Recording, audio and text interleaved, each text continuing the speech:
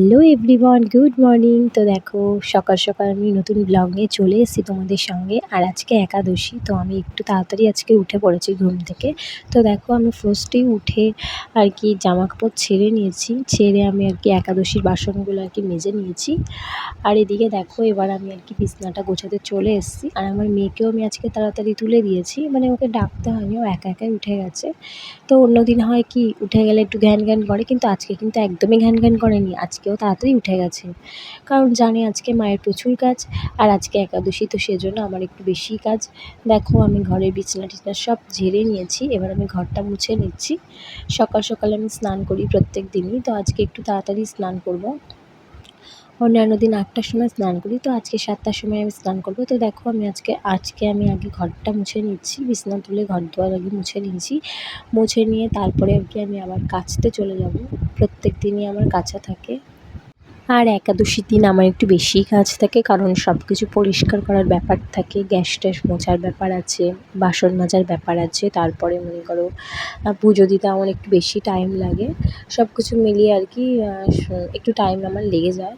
তো দেখো আমার প্রায় ঘর মোছা কমপ্লিট হয়ে গেছে। আর আমার মেয়ে এসে আমাকে বলছিল, মা এখনও হয়নি, ওর আর কি খিদে পেয়ে গেছে। তো আমি ওকে বললাম যে দাঁড়া একটু, আমি স্নান করি পুজো দিয়ে তারপরে তোকে আর কি খাওয়াবো।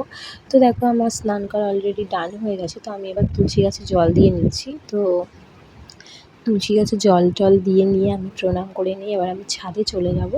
যে জামা কাপড়গুলো আমি কেচে দিয়েছি সেগুলোকে আর কি আমি মেলতে যাব।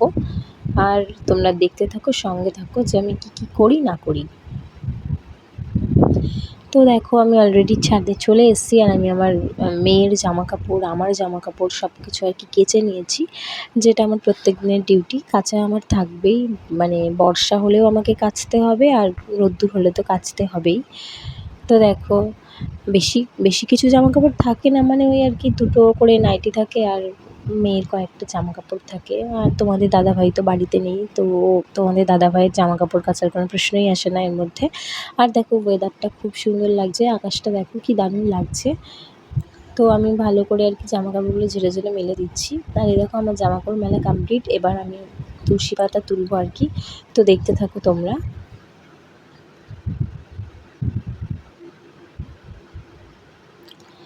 তো দেখো আমি তুলসী পাতা তুলে নিচ্ছি। আর ফুলটা তো আমাদের গাছে হয়ই। আর এইদিকে দেখো আমার মেয়ের জন্য আমার শাশুড়ি একটা উনুন বানিয়ে দিয়েছে খেলনা করার জন্য। এই যে এই হাঁড়িটায় ও ভাত করবে, মানে রান্নাবাটি খেলবে আর কি। আর এইসব মাটির জিনিসপত্রের চলন কিন্তু এখন প্রায় উঠে গেছে।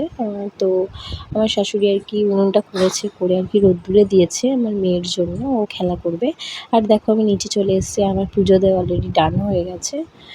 তো এবার আমি আর কি একাদশীর জন্য রান্না করব। তো দেখো আমার শাশুড়ি বাজার থেকে কুমড়ো, লেবু, আলু, তারপরে এটা কি পেঁপে, বাদাম, তারপরে লঙ্কা সব নিয়ে চলে এসেছে। তো আমি এটা একে একে কেটে নেব।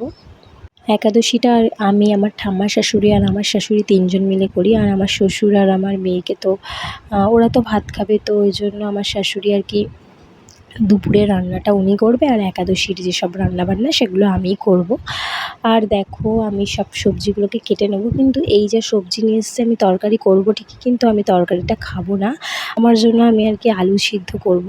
আলু সিদ্ধ করে ওতে আর কি লেবু, তারপরে লঙ্কা, বাদাম ভাজা এসব দিয়ে মাখিয়ে আর কি খাবো। এই তরকারিটা খেতে আমার খুব একটা ভালো লাগে না। আর সত্যি কথা বলতে কি আমার পেঁপে এগুলো ভালো লাগে না। এগুলো খাওয়া কিন্তু শরীরের জন্য খুব উপকারী, কিন্তু আমার এগুলো খুব একটা ভালো লাগে না। তো আমি সেজন্য ভাবছিলাম যে আলু সেদ্ধ করে খাবো। আর তরকারি খাই না বললেও ভুল হবে, খাই, কিন্তু প্রত্যেক একাদশীতে তরকারি খেতে ভালো লাগে না। তো সেজন্য আজকে ভাবলাম যে একটু আলু সেদ্ধ করে খাই। আর কালকে তো আমার জ্বর এসেছিলো, তো তার জন্য শরীরটা খুবই দুর্বল। তো তার মধ্যেও আমি দেখো সমস্ত কাজবাজ করছি, শরীরটা কিন্তু একদমই ভালো লাগছিল না। তাও কি করব, করতে তো আমাকে হবেই। তো দেখো আমার সমস্ত সবজি আর কি মানে মোটামুটি কাটা হয়ে যাচ্ছে। এবার আমি এগুলোকে কেটে নিয়ে তারপরে, তো যাই হোক আজকে আমার ব্লগটা কেমন লাগলো তোমরা জানিও। আর ভালো লাগলে প্লিজ লাইক কমেন্ট করে দিও। আর যদি ভুল হয়ে থাকে তো কমেন্টে প্লিজ আমাকে জানিও। আর যদি আমার চ্যানেলে নতুন হয়ে থাকো তো প্লিজ আমাকে সাবস্ক্রাইব করে পাশে থাকা বেল আইকন নোটিফিকেশনটা অল করে দিও।